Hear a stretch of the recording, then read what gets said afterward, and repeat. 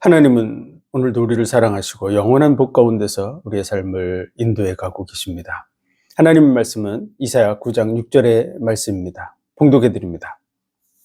이는 한 아기가 우리에게 낳고 한 아들을 우리에게 주신 바 되었는데 그 어깨에는 정사를 메었고 그 이름은 기묘자라 모사라 전능하신 하나님이라 영존하시는 아버지라 평강의 왕이라 할 것임이라. 아멘. 기도하겠습니다. 하나님 은혜와 사랑과 복 주신 감사합니다. 이 땅의 삶이 하나님의 영원한 복 가운데 있음을 감사합니다. 예수 그리스도로 이 땅에 오셔서 그 놀라우신 은혜와 사랑 가운데 우리를 인도해 가신 감사합니다. 십자가의 그 은혜와 사랑을 늘 되새김질하며 또 많은 영혼들에게 이 복과 은혜를 전파해 나가서 함께 영원한 복 가운데 서게 하여 주옵소서. 모든 영광을 주님 받으시기 원하며 예수 그리스도 이름으로 감사하며 기도하옵나이다. 아멘. 성탄절에 이제 모든 사람들이 예수 그리스도에 대해서, 예수 그리스도의 오심에 대해서 우리가 되새기게 됩니다. 하늘에서 천사들이 온 세상에 미치는 큰 기쁨의 소식을 너에게 전하노라. 인간이 누려야 되는 많은 복과 은혜가 있었습니다. 하나님은 사람을 하나님의 형상으로 지어서 모든 만물을 다스리고 정복하게 하셨습니다. 그래서 인간만이 하늘에 나는 것, 땅에 기는 것, 물속에 있는 모든 것을 다스리고 정복할 능력을 가지고 있습니다. 모든 것을 사람을 위해서 지어서 그 은혜 속에서 행복하게 살 수 있는데 에덴 동산, 기쁨의 동산이라는 그곳에서 살아갔던 아담과 하와에게 뱀이 찾아온 것이죠. 그 뱀은 하늘에서 내어 쫓긴 용이라고 말하고 있습니다. 하늘에서 용이 내어 쫓겼는데 그는 옛뱀, 마귀라고도 하고 사단이라고도 하며 온 천하를 꿰는 자라. 온 천하를 속이고 다니는 그 마귀, 사탄이 뱀 속에 들어가서 아담과 하와를 속인 것이죠. 그래서 하나님이 먹지 말라 그런 선악을 알게 하는 나무의 실과를 먹게 함으로 인해서 결국은 인간은 그 유혹을 받아서 죄를 범하게 되고 하나님을 떠나서 마귀의 말을 듣고 마귀를 따라감으로 인해서 결국은 영원한 멸망 속으로 들어갈 수밖에 없는 그런 상태에 이르렀습니다. 그들의 그 이후로 온 인류는 마귀의 손아귀에 있다고 할 수 있습니다. 그런 속에서 하나님께서 언약을 주셨습니다. 이 문제를 해결할 자를 약속하신 거죠. 인간의 힘으로는 절대 마귀를 이길 수 없습니다. 이 마귀라고 하는 존재, 귀신, 이 마귀와 그의 사자들인 이 귀신들은 시공을 초월해서 다닙니다. 집이 문이 닫혔다고 못 들어오는 게 아니죠. 벽을 뚫고 들어옵니다. 사람을 통과해서 다니죠. 지구를 통과해서 다닐 뿐만 아니라 시공을 초월해서 왔다 갔다 합니다. 그래서 이 대한민국에서 피해서 미국으로 도망가도 미국까지 쫓아갑니다. 이런 마귀와 이 귀신들의 문제, 인간의 방법으로 해결할 수 있을까요? 해결할 방법이 없습니다. 아무리 노력해도 거기서 벗어날 수 없습니다. 그래서 하나님께서는 인간에게 이 문제를 해결하라고 하시지 아니하시고 여자의 후손이 와서 뱀의 머리를 상할 것이라고, 여자의 후손이 오신다고 얘기하고 있는 것이죠. 그 여자의 후손으로 오실 분이 누구냐? 바로 장차 오실 메시아를 얘기한 것이죠. 그 메시아는 어떤 삶을 살아갈 것인가? 그것이 구약 성경에 계속해서 예언이 되어져 있습니다. 그런 속에서 오늘도 예수 그리스도 메시아의 탄생에 대한 말씀이 주어져 있는데요. 오늘 본문의 말씀을 보면 이는 한 아기가 우리에게 낳고 한 아들을 우리에게 주신 바 되었는데 그 어깨에는 정사를 메었고 그 이름은 기묘자라 모사라 전능하신 하나님이라 영존하시는 아버지라 평강의 왕이라 할 것임이라. 한 아기를 주신다는 거야.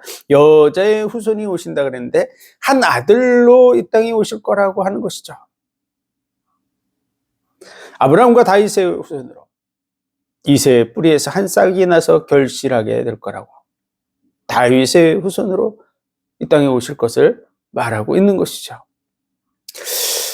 이러한 성경의 말씀들을 통해서 메시아가 누군지를 확인할 수 있도록 하나님께서 언약들을 주신 것입니다. 그래서 우리로 하여금 정말 믿을 수 있는 믿음의 근거를 제시해 주고 있다는 사실을 알아야 됩니다. 그래서 그 한 아들을 우리에게 아기를 주셨는데요.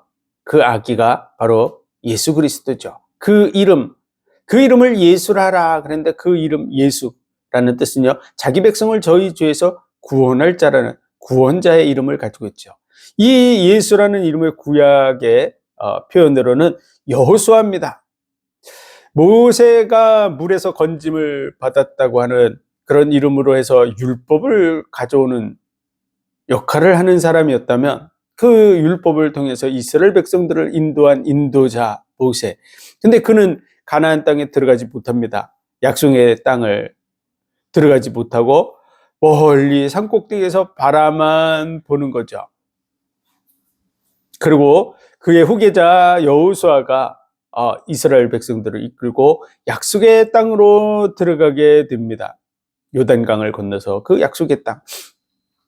애굽이라는 곳, 그것은 세상을 뜻하는 단어인데요. 그 세상으로부터 나와서 약속의 땅, 영원한 나라, 하나님이 주시려고 하는 그 젖과 꿀이 흐르는 땅, 하나님이 주시는 영원한 복이 있는 천국을 상징하는 곳이 바로 가나안입니다. 가나안 땅입니다. 그래서 그곳으로 인도해 드리는데 율법을 가져온 모세와 그를 따라서 나왔던 그 모든 사람들은 아무도 못 들어가죠. 율법으로는 안 된다는 것을 우리에게 보여주는 그런 모습을 하고 있고요. 그리고 여호수아는 그 후대들을 데리고 들어갑니다. 그 후대들은 믿음으로 이제 요단강을 건너게 되죠. 그래서 믿음으로 요단강을 밟았을 때 요단강이 갈라지게 되고, 그리고 믿음으로 여리고성을 돌 때 그 여리고가 무너지고 그 약속의 땅, 가나안 땅을 정복하는 이러한 모습을 보여주고 있는데, 그 여호수아가 바로 예수의 예표입니다. 구약의 예표. 그래서 그 예수 그리스도를 통해서 우리에게 구원이 이루어질 것을 말해주고 있는데요. 그 예수 그리스도는 어떤 분이냐라는 그 분을 오늘 본문은 말해주고 있는 것이죠. 그 어깨는 정사를 메었고, 그 어깨는 정사를 메어서 그 정사라는 권세를 말하는가? 그분에게는 권세가 있어. 어떤 권세가 있을까요? 마귀의 권세를 깨뜨리고 승리할 권세를 가지고 계신 줄 믿으시기 바랍니다. 모든 만물이 그의 말씀 앞에 굴복하고 통치함을 받는 그러한 권세를 가지고 계신 분이에요. 그리고 그 이름은 기묘자라, 모세라, 전능하신 하나님이라. 기묘자라는 것은 놀라운 능력을 가진 그런 의미를 말해요. 이 기묘자라는 단어는 그런 뜻입니다. 아주 놀라운 그러한 우리를 돕는 자다, 모사다 이렇게 얘기한 거죠. 정말 놀라운 분이다. 영어로는 원더풀 이렇게 돼 있더라고요. 그것이 바로 기묘자예요. 정말 우리가 이해할 수 없는, 우리가 깜짝 놀랄 만한 그런 분.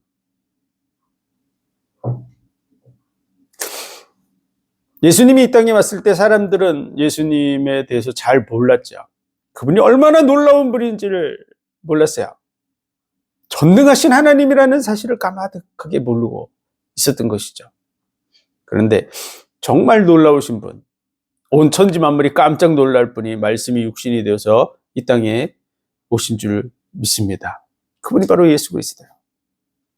그래서 우리를 돕는 자다, 모사다, 우리를 상담하고 우리의 이야기를 들어주고 우리와 함께하고 하는 그런 분이다, 이런 말이죠. 전능하신 하나님이라. 무엇이든지 할 수 있는, 영어로는 마이티 이렇게 돼 있더라고요. 마이티. 어쨌든 대단한 능력을 가진, 무엇이든지 할 수 있는 그분을 우리에게 보내주신 줄 믿습니다. 그리고 영존하시는 아버지라. 영원히 함께 하시는 우리의 아버지가 되시는 분. 그리고 평강의 왕이라. 이 평강은 샬롬이라고 돼 있죠. 예. 그래서 평강의 통치자, 평화의 왕. 그분이 바로 예수 그리스도인 줄 믿습니다. 우리는 이 말씀을 통해서 깊이 생각해야 될 일들이 있습니다. 그것은요, 하나님이 통치자가 되셔서, 권세자가 되셔서 마귀의 권세를 꺾으시고 인간의 모든 문제를 해결하시고 우리를 어떠한 자리로 인도해 가시려고 하실까요? 그것은요, 우리를 하나님의 자녀 삼으시는 것이에요. 그래서 영존하시는 아버지라고 얘기하는 거죠. 영원한 아버지.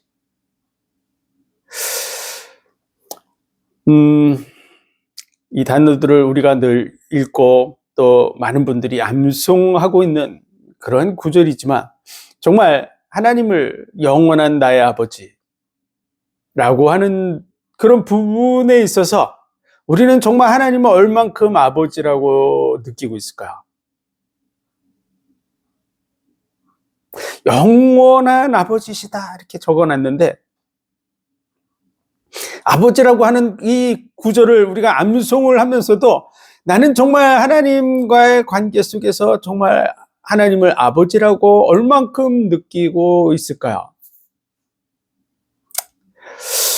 친밀도 그런 부분을 갖다 이렇게 체크하는 부분들을 보다 보니까 사람마다 그 친밀도가 다 다른 거야. 정말 하나님을 아버지라고 느끼면서 하는 그 친밀도의 정도가 어느 정도 되는가? 진짜 나는 하나님을 나의 진정한 아버지라고 느끼는가? 오늘 말씀을 통해서 우리는 여러 가지 깊은 생각을 해야 됩니다. 하나님이요, 우리의 아버지가 되세요. 그런데 그 아버지 되시는 하나님이 우리와 함께 하시려고 한 아기로 이 땅에 오셨다는 거야. 그분의 중심은요, 우리를 정말 자기의 친자녀로서 사랑하시고, 그리고 그 중심으로 하나 되기를 원하는 마음에서 사람의 몸을 입고 아기로 이 땅에 오셔서 우리와 같이 되시고, 우리가 밟는 땅을 밟고 우리가 받는 그런 고난의 길을 걸어가면서, 그리고 우리가 짊어져야 될 모든 죄짐을 짊어지고 십자가에 못 박혀 죽으신 것입니다. 그리고 인간이 당해야 되는 죽음을 맛보게 되고 우리가 당해야 되는 그 고난의 그 맛을 보고 우리를 형제라고 부르고 있다고 말씀하고 있는 거야. 우리는 그분이 우리를 바라보는 눈으로 우리 자신을 볼 수 있는 눈이 열려야 되고요. 그리고 그분의 마음을 이해해서 우리도 그분을 정말 아빠, 아버지라고 부를 수 있는, 그 아보아도라고 이렇게 돼 있어요. 그 영존하시는 아버지라고 하는, 아버지, 아빠, 아바라고 부를 수 있는 하나님을 우리가 아바, 아버지 그러죠. 아빠라고 부를 수 있는 그런 친밀도가 있어야 되는 것이죠.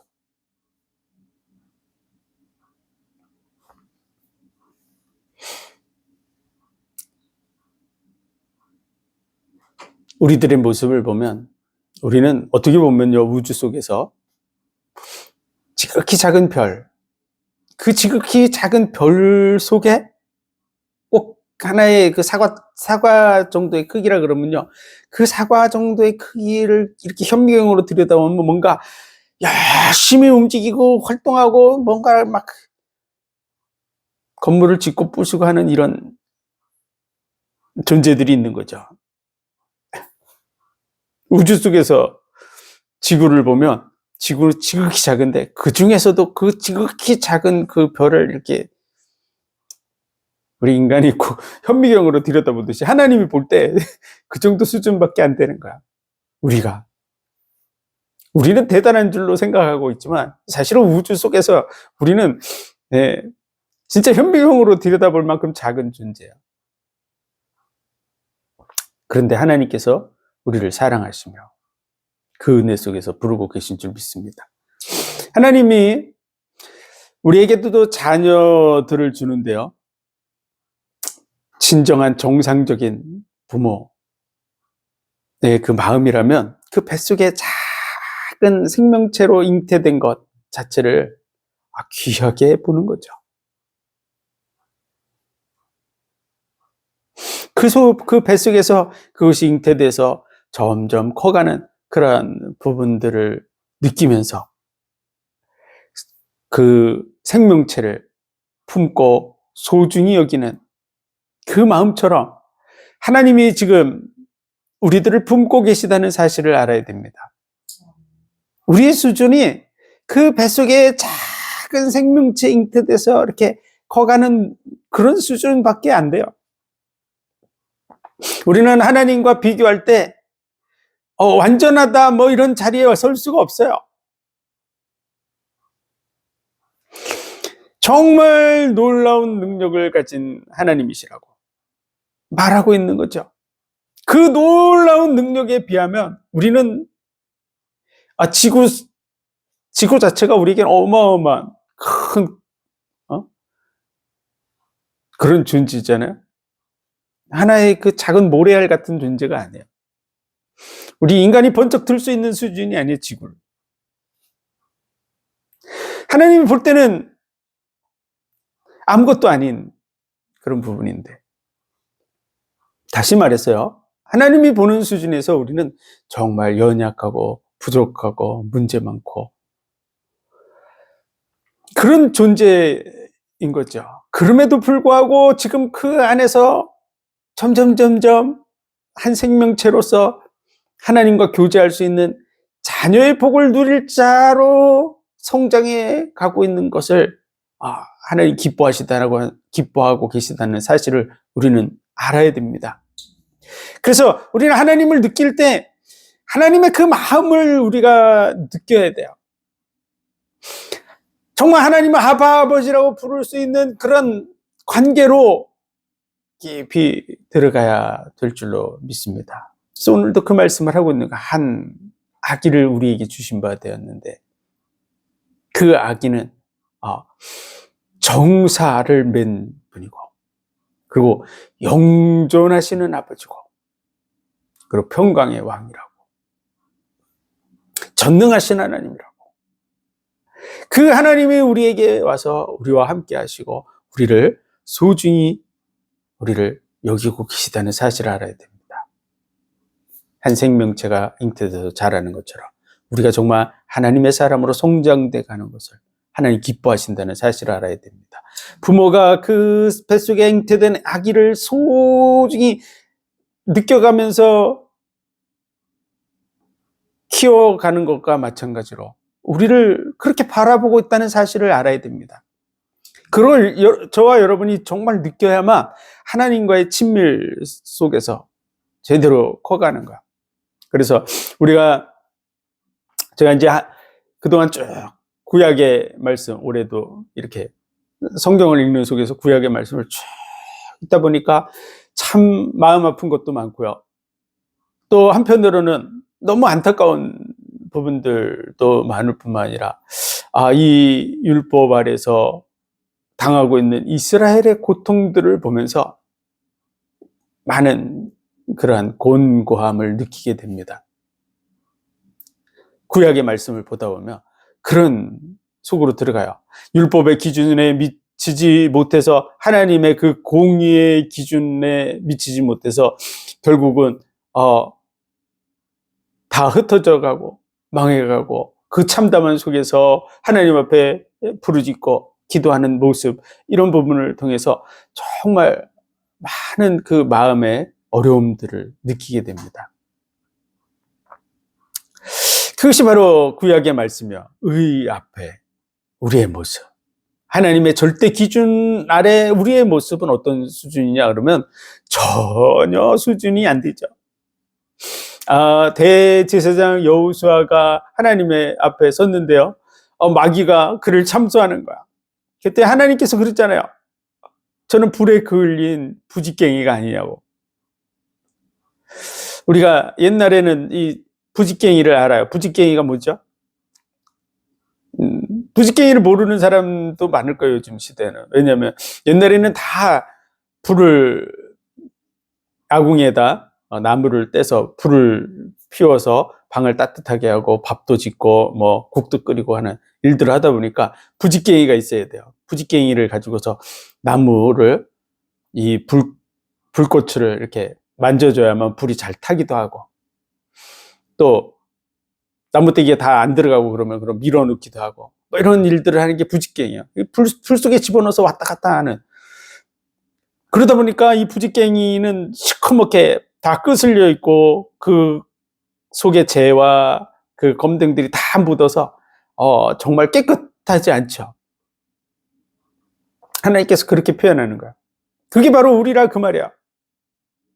환경 속에서 부지깽이는 절대 깨끗할 수가 없어요. 그 불 속에 들어가서 재 있는 데를 쑤시고 숯 사이로 왔다 갔다 하다 보면 다 불타고 다 끄슬리고, 그게 우리 인생이야. 다시 말해서 그 환경 속에서 안 될 수밖에 없는 것이 우리다, 이렇게 얘기하신 거야, 하나님. 마귀가 볼 때는 보세요, 저 얼마나 더럽습니까? 이렇게 지적하고 참소하고 하는 대상이지만, 하나님은 볼 때는 참 긍휼히 여길 대상이라고 하는 것을 말해주고 있는 것이죠. 우리는 하나님의 마음을 품어야 될 줄로 믿습니다. 잠시 사는 이 땅의 삶에서 모든 인간은 어떤 수준이죠? 불 속의 부지깽이 같은 수준이에요. 깨끗하다고 말하지만 수준 차이인 거죠. 어떤 거는 껌댕이 덜 묻었고, 어떤 거는 껌댕이 잔뜩 묻어 있을 뿐만 아니라 그 반쯤 탄 수준이고, 뭐 이런 것이죠, 수준이. 우리를 완전케 하실 수 있는 것은 하나님이시지, 우리 자신은요 절대로 그 환경 속에서 벗어날 수 없어요. 우리의 의는 더러운 옷과 같으니, 다 이렇게 표현하고 있는 거죠. 더러운 옷, 아무리 빨아도 깨끗해지지 않는 옷을 입고 있는 것과 같은 수준입니다. 그렇지만 아무것도 할 수 없는 존재지만, 우리가 뱃속의 아기를 소중히 여기고 그가 자라는 거, 꼼지락거리면서 성장해서 한 생명체로 태어나는 것 자체를 소중히 여기잖아요. 그처럼 하나님이 우리를 소중히 여기는 줄 믿으시기 바랍니다. 이 땅의 삶의 과정 속에서 하나님은 우리를 자녀로 양육해 가고 계신 거예요. 그 마음을 느끼시기를 주의 이름으로 축원드립니다. 로마서 7장, 8장을 이렇게 읽어보면 바울이 자기 자신에 대해서 고백합니다. 7장에서 7장의 고백들을 보다 보면 이렇게 되어 있어요. 첫머리에는 한 여인이 남편과 결혼했는데 그 남편이 죽으면 그 남편의 법에서 벗어난 것 같이 우리는 율법에 대해서 벗어난 자다, 이것을 먼저 말해주고 있죠. 더 이상 그 법의 지배를 받지 않는 거야. 왜냐하면 남편이 죽었는데 죽은 남편의 법에 내가 지배받을 수가 없잖아요. 이미 죽었어요. 끝났어요. 그의 법에서 벗어난 것이 당연한 것이죠. 그런 것처럼 율법에 대해서 예수 그리스도께서 우리 대신에 죽음으로 말미암아 우리 이미 죽은 자야. 그래서 율법으로부터 자유자가 됐다. 이것을 7장 첫머리에서 얘기하면서 7장에서는 그러나 나는 육신에 속하여, 그렇게 표현하는 거죠. 육신에 속해요. 죄 아래 팔렸다. 이렇게. 무슨 얘기냐면요, 바울이 나는 육신적인 사람이 돼가지고 나는 죄를 열심히 짓는 그런 쪽을 추구하고 있다, 이런 뜻이 아닙니다. 바울은 정말 하나님의 은혜를 깊이 받고 만삭되지 못한 자와 같이, 또 죄인 중에 괴수와 같은 자기가 구원받은 거에 대해서 너무너무 감사한 속에서 7장에 그 자리에 서 있는 것이죠. 7장의 그 자리는 어떤 자리입니까? 어떤 마음 상태였을까요? 바울은요, 마음으로는 하나님의 법을, 이렇게 적혀져 있어요. 그는 정말 하나님의 법대로 살고 싶었어요. 어떤 법일까요? 바로 율법의 말씀들이에요. 율법의 말씀들. 마음으로 하나님의 법을, 육신으로는 죄의 법을 섬기노라. 내가 정말 하나님의 뜻을 이루는 정말 완벽한 존재가 되고 싶었어요. 그래서 진짜 하나님께 완전한 존재로 서려고 몸부림을 쳤는데 뭐에 속했다고요? 육신에 속해요. 자신의 육신의 일을 생각하는 것이죠. 이거 안 되는 부분들을 고쳐보려고 했던 것입니다. 그랬더니 결국은 자기 자신이 안 되는 거야. 율법을 갖다 대입하니까 자기가 죄인으로 발견되는 거죠. 율법이 오매 내가 그 계명으로 말미암아 악한 자라고 하는 것이 드러나게 된다고 하는 그런 부분을 표현해 놓는 것입니다. 그래서 오라 곤고한 자로다. 이 사망의 몸에서 누가 나를 건져내랴. 내가 죄 아래 팔려가는 것을 보는다고. 안 되는 자기를 보는 거야. 그게 7장이야. 정말 하나님의 뜻대로 완전하게 살고 싶은 중심을 가진 바울. 근데 그가 육신에 속해서 육신적인 걸 고쳐보려고 하니까 안 되는 자기 자신을 발견하는 것이죠. 그러면서 그것에 대해서조차도 예수 그리스도로 말미암아 하나님께 감사하리로다 이렇게 표현하는 게 로마서 마지막이죠. 그래서 7장의 마지막에 그렇게 표현하면서 마음으로는 하나님의 법, 육신으로는 죄의 법을 섬기노라 이렇게 적어놨습니다. 그리고 8장으로 들어가면서 이렇게 얘기했죠. 그리스도 예수 안에 있는 자에게는 결코 정죄함이 없나니 생명의 성령의 법이 죄와 사망의 법에서 너를 해방하였습니다.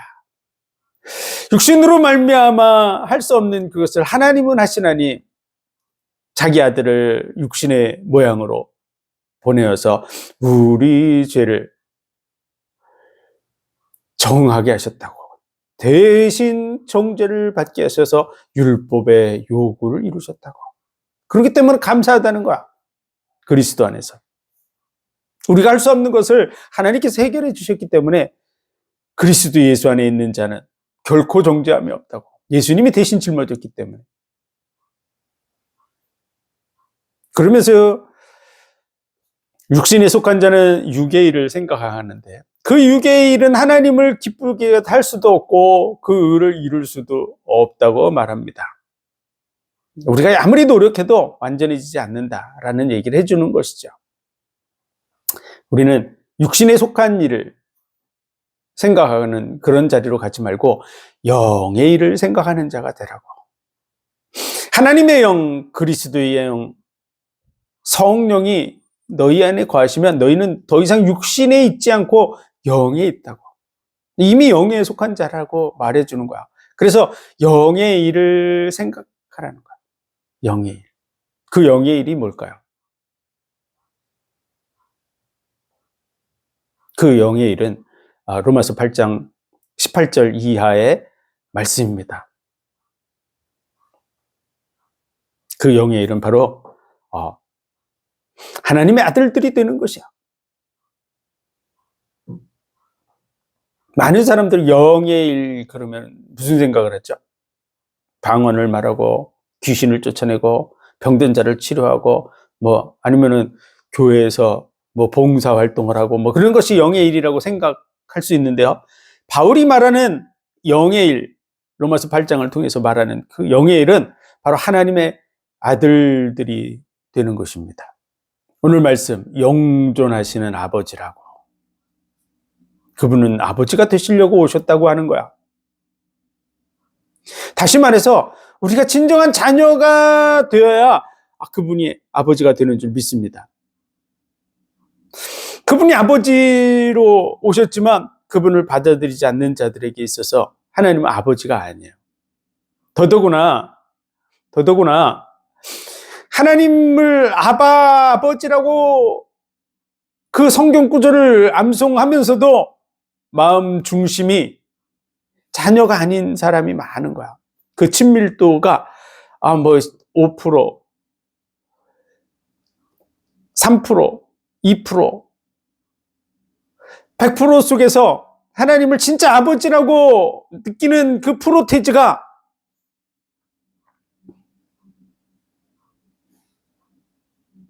얼마나 됩니까?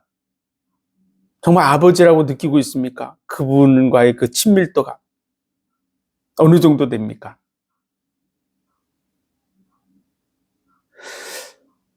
영의 일을 생각하라고. 그 영적인 부분을 추구해 나가라고 얘기하는 것이죠. 하나님의 아들들이 되게 하려고. 그래서 로마서 8장 18절 이하에 보면 현재의 고난은 장차 받을 영광과 좋게 비교할 수 없도다. 그러면서 모든 피조물들이 지금 허무한 데 굴복하고 썩어짐의 종로로 타는 이유는 하나님의 아들들이 나타나기를 기다리고 있다는 거야. 우리 이 우주 속에서, 그 지구 속에서 우리가 지금 꼼지락거리면서 움직이는 이런 이 땅의 삶, 정말 불에 그을린 부직갱이처럼 그런 삶을 살아가고 있는 게 우리의 삶인데, 그 속에서 우리가 지금 성장하고 있는 거야. 어떤 사람으로 하나님의 아들들이 되어져 가는 과정으로 성장해 가고 있는 거야. 그걸 하나님 바라보고 계시다는 사실을 알아야 됩니다. 그래서 그 부분을 우리도 깊이 생각하고 우리 자신도 그 방향으로 추구해 나가야 되는 것이죠. 그래서 진짜 아버지라고 느낄 수 있는,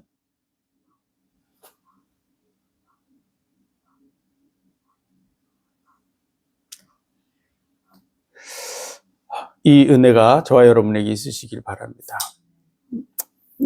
로마서 8장을 통해서 바울은 이렇게 얘기하는 거죠. 성령의 처음 익은 열매를 받은 우리들도 속으로 탄식하며 양자될 것 우리 몸의 구속을 기다리느니라.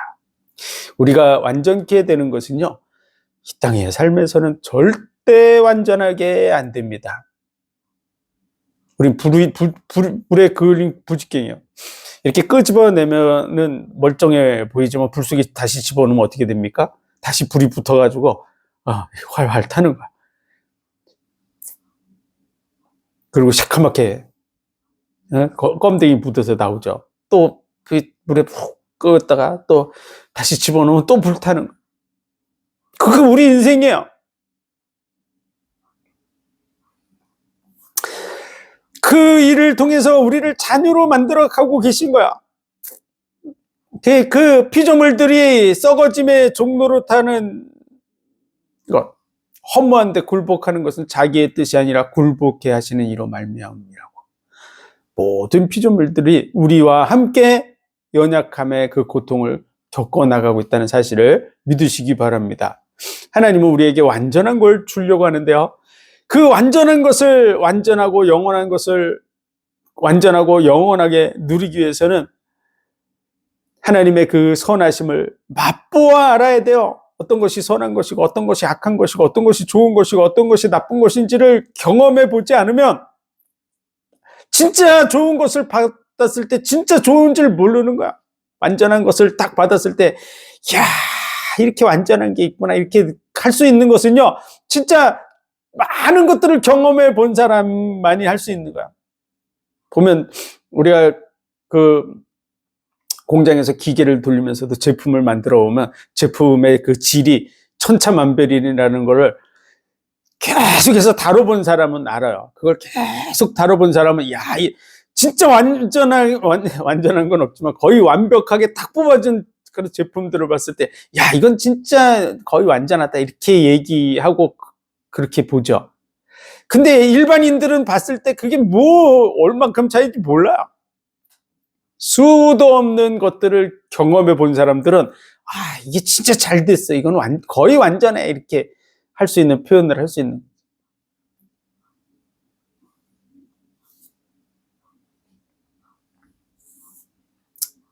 그런 것처럼 하나님이 주시려고 하는 완전한 그 복을 제대로 누리려면 이 세상에서 많은 다양한 그런 좋고 나쁜 것들을 경험해 봐야만 그 진정한 가치를 아는 거야. 다이아몬드도 다듬어서 이렇게 할 때 진짜 정성을 다해서 깎는데도 조금만 문제가 생겨도 이게 결함이 생기고 그럴 수 있잖아요. 정말 완벽하게 탁 깎아냈을 때 그런 걸 느끼겠죠. 그런 것처럼 우리 인생에 다양한 경험을 하면서 좋은 것을, 나쁜 것을 느껴보게 해 놓으셨는데요. 그러면서 우리가 성장하는 줄 믿으시기 바랍니다. 영적으로 자녀로 성장해 가게 하려고 모든 피조물들도 그 연약함에 같이 동참해서 함께 고통을 받고 함께 죽임을 당하고 그러는 거야. 그래서 허무한 데 굴복하고 썩어짐의 종로로 한다는 것은요, 이 세상의 삶을 얘기하는 거야. 이 세상의 삶을, 우리가 겪어나가는 삶을 함께 걸어가고 있으면서 뭐가 나타나기를 기다린다고? 하나님의 아들들이 나타나기를 기다리고 있고, 그 하나님의 아들들의 영광의 자유에 이르기를 원한다고. 자신들도 이제 이 세상의 삶이 끝나고 하나님의 아들들이 드러나서 그 영원한 나라의 복과 은혜를 누릴 때 자기들도 그 속에 들어가기를 원한다고 하는 그런 표현을 하고 있는 거야. 그래서 그 은혜 속으로 우리가 들어가고 있는 줄 믿으시기 바랍니다. 그래서 하나님을 그냥 아바 아버지라고, 로마서 8장에서 표현한 아바 아버지라고 부르짖느니라 이렇게 표현하는 그 구절 속에서의 의미는요, 사실은 진정한 아바 아버지라고 부르고 있는 단계가 아니에요. 거기 보면 하나님의 성령이 우리의 영과 더불어서 우리가 자녀라고 증거해줘서 이렇게 증거한다는 거예요. 그게 왜 그럴까요? 우리가 하나님의 법 속에서 자녀가 됐음에도 불구하고 자기 자신을 보니까 영 형편 없는 거죠. 그러니까 성령이 대신 얘기해 주는 거야. 너는 자녀야. 이렇게 그렇게 얘기하는 것이 그 17절, 16절, 15절의 그 내용이에요. 그리고 자녀이면 후사이면 하나님의 나라를 유업으로 받을 자라고 얘기하는 것도 나에게 확실한 정체성이 없어요. 나 천국에 갈 수 있을까? 나의 상태를 보니까 나 못 갈 것 같기도 해. 뭐 이런 상태에 있다 보니까 걱정하지 마. 너는 하나님의 자녀면 당연히 하나님의 나라를 유업으로 받아. 이렇게 얘기해 주는 구절이에요. 그 단계에서 벗어나서 우리는 진짜 하나님을 아바 아버지라고 부르짖고 하나님을 진짜 아빠라고 느낄 수 있는 단계로 넘어가야 될 줄로 믿습니다. 그게 바로 영의 일이에요. 우리가 평생 그리스도인들이 해야 될 일이 뭐냐? 그러면 그 영의 일에 참여해야 될 줄로 믿습니다. 그래서 그것을 성막으로 만들어서, 성막의 첫 번째는 마당인데요. 그것은 율법을 상징하는 곳이에요. 맨날 율법 가지고 가면 여러분 구약을 열심히 읽고 구약 가지고 맨날 그 구약을 풀어주고 구약 가지고 얘기하고 그러면요, 여러분은 시간이 지나면 어떻게 되냐? 종의 마음을 갖습니다. 하나님을 정말 두려워하는 자리에 서게 되어 있어요. 그 대표자들이 누구냐? 바로 유대인들이에요. 맨날 구약만 가지고서 만지작하고 율법을 가르치고 그 율법 속에서 지금까지 살아가다 보니까 그들은 하나님에 대해서 너무너무 두려운 그런 종의 자리에 서 있죠. 하나님의 이름도 못 불러요. 그 친밀도가 어느 정도냐 그러면 하나님의 이름을 부를 수가 없어요. 무서워서. 그래서 유대인들은 여호와라는 이름을 부르는 날을 정해놨다 그러잖아요. 하도 안 불러서 너무 무섭다 보니까 나의 이름을 망령때 일컫는 자를 죄 없다 하지 아니하리라, 이런 말씀 때문에 무서워서 이름을 아예 안 부르는 거죠. 그 하나님의 이름을 까먹을 정도 되니까 우리 하나님의 이름을 한 번씩 부르자, 같이 모여서 한 번씩 부르는 날을 정하자.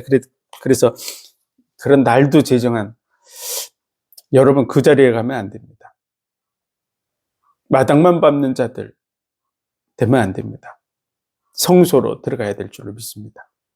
그래서 예수님께서 잡히시던 밤에 제자들의 발을 씻겨주시면서 그 물두멍을 통과해서 성소로 들어가야 돼요. 그래서 이것을 하지 않으면 너와 내가 상관이 없다 이렇게 얘기했는데요, 정말 깊은 친밀도 있는 하나님의 아들들이 되지 못하는 거야. 그 안에 들어가면 뭐가 있습니까? 떡상이 있어요. 떡상. 7 금초대가 그 떡상을 쫙 비추고 있어요. 그래서 그 떡상은 예수님의 살과 피, 십자가의 그 대속의 은혜와 사랑, 그것을 우리에게 얘기해 주는 거야. 이것은 너희를 위한 내 살이라고. 얼마나 많은 사랑이 그 안에 담겨 있습니까?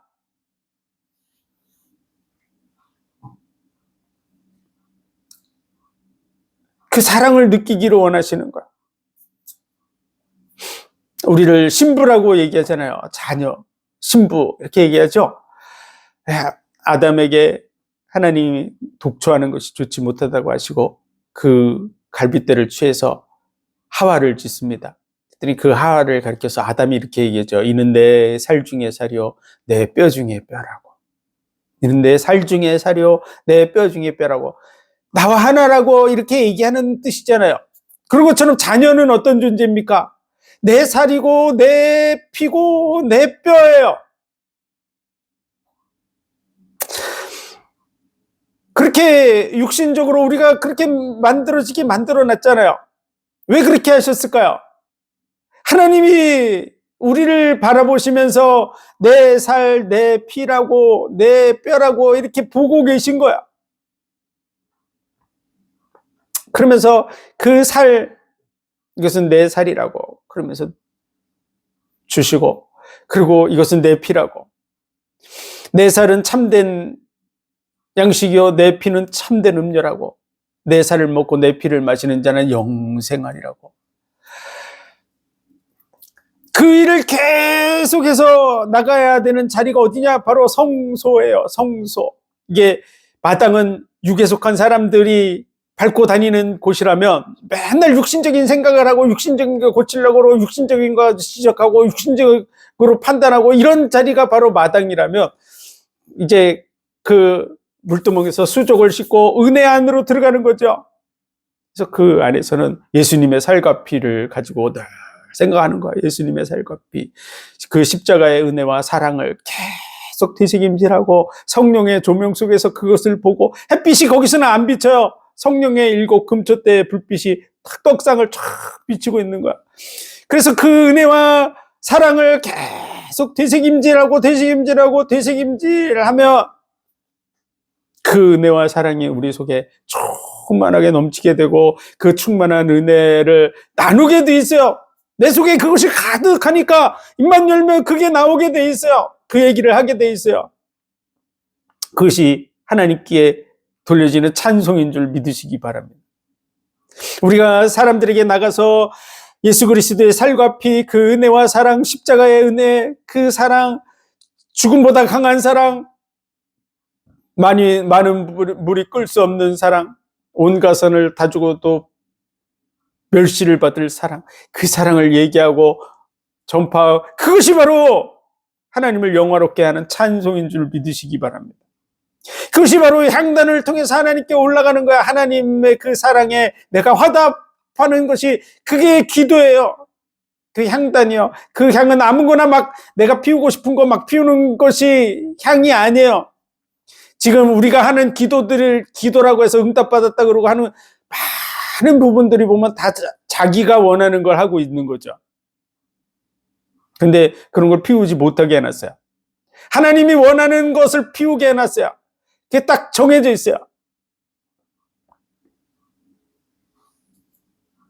하나님의 사랑과 은혜에 화답하는 그 정해진 향만을 피우게 돼 있어요.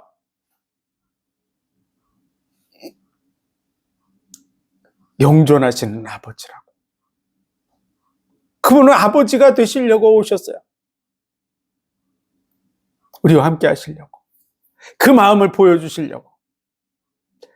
그 은혜 속에 우리를 세우시려고. 그래서 우리가 그 은혜와 사랑 속에서 자라가기를 원하세요. 우리의 영적인 부분이 진정한 자녀로 자라가기를 원하고 계십니다. 그래서 이 일을 위해서 하나님을 사랑하는 자, 곧 그 뜻대로 부르심을 입은 자들에게는 모든 것이 합력해서 선을 이루는데, 그 선을 이루는 것이 무엇이냐 그러면 미리 아신 자들로 하나님의 아들들이 되게 하시려고 하는 거죠.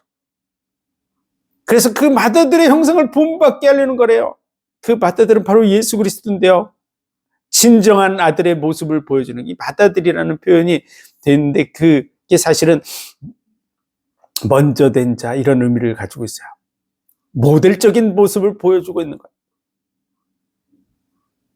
그분이 친정한 아들, 하나님과 한 분이시잖아요.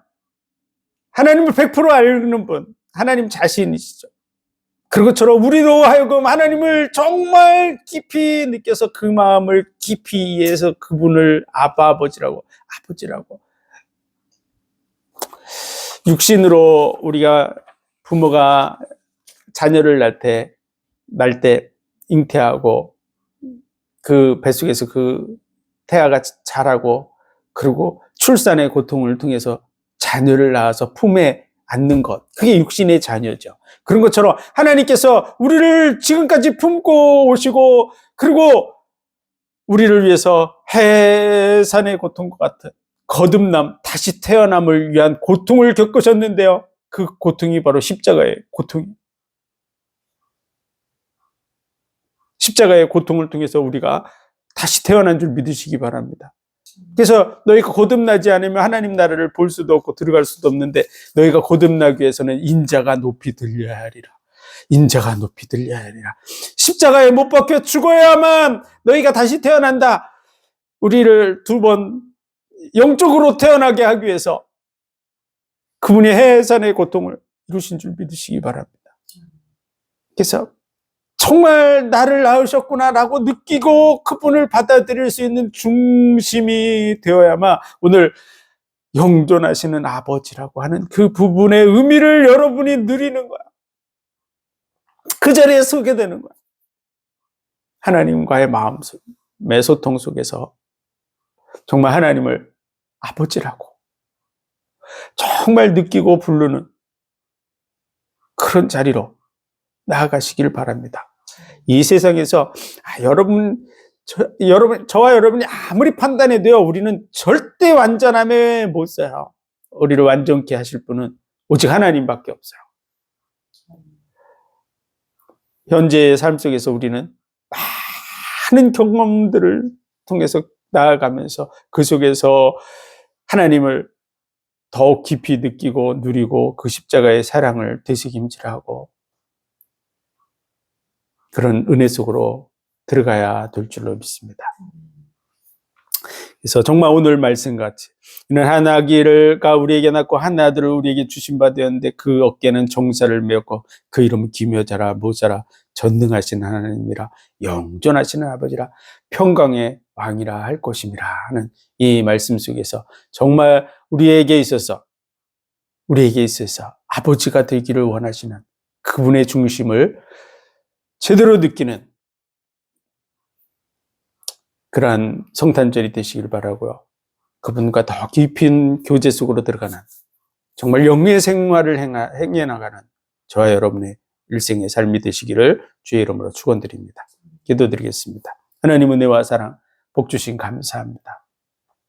우리를 위해서 우리와 함께 하시려고 한 아기로 한 아들로 이 땅에 오셔서 우리가 짊어져야 될 모든 부분들을 경험하시고 그리고 십자가의 죽으심으로 우리의 모든 문제를 해결하신 감사합니다. 우리로 다시 나게 하심을 감사합니다. 그 십자가의 은혜와 사랑을 늘 되새김질하며 하나님의 마음을 깊이 누려가며 하나님을 아버지로 불러나가는 우리의 삶이 되게 하여 주옵소서. 모든 영광을 주님 받으시기 원하며 예수 그리스도 이름으로 감사하며 기도하옵나이다. 아멘.